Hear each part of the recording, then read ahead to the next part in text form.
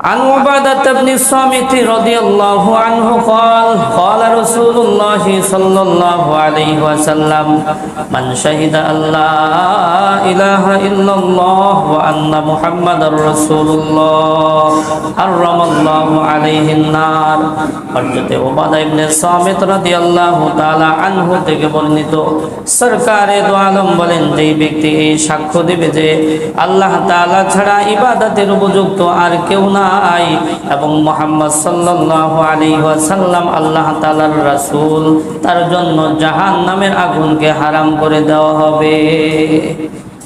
যেই ব্যক্তি এই সাক্ষ্য দেবে, মুহতারাম হাজিরিন, এই হাদিস দ্বারা বোঝা যায় একজন ইমানদার ব্যক্তি নিশ্চিত জান্নাতে যাবে, আর একজন কাফের মুশরিক সে নিশ্চিত জাহান্নামে যাবে।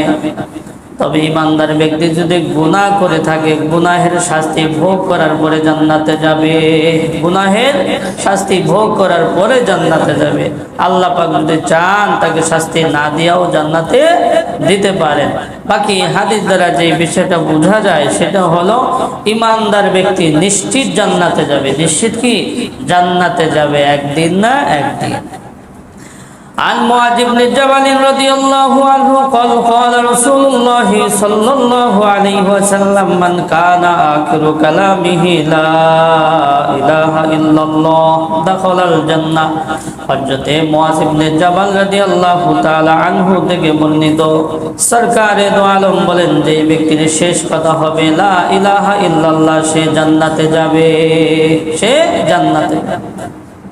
জান্নাতে যাবে মানে কি? এই কথা বললে সে জান্নাতে যাবে।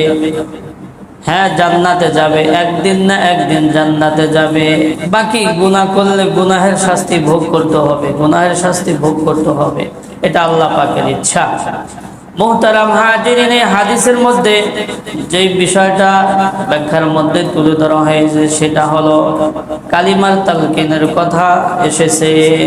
বহু হাদিস দ্বারা প্রমাণিত মুমূর্ষ ব্যক্তির পাশে বৈশা বৈশা কালিমা পাঠ করা, এটাকে কালিমার তালকিন বলা হয়। কালিমার তালকিন বলা হয়।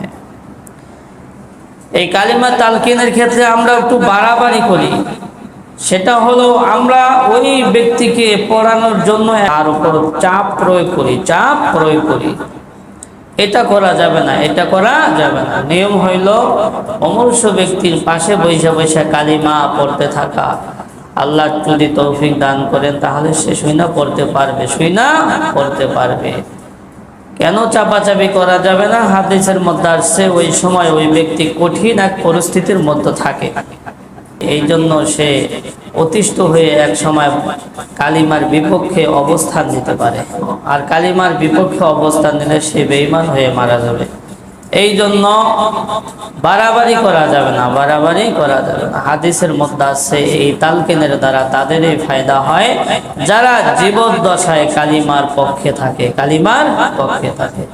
সারা জীবন আমি কালিমার বিপক্ষে অবস্থান নিলাম, আলেম ওলামাদের বিরোধিতা করে গেলাম, কোরআন হাদিসের বিরোধিতা করে গেলাম, খারাপ মানুষের সমর্থন করে গেলাম, আর মৃত্যুর সময় আমার জবান দিয়ে হুর হুর করে কালিমা বের হয়ে যাবে, কশ্চিন কালো সম্ভব না, কশ্চিন কালো সম্ভব না। এই কালিমা মৃত্যুর পূর্বে জবান দিয়ে বের হওয়ার জন্য শর্ত হইল কালিমা অনুযায়ী জীবন পরিচালনা করতে হবে, কালিমা অনুযায়ী জীবন পরিচালনা করতে হবে।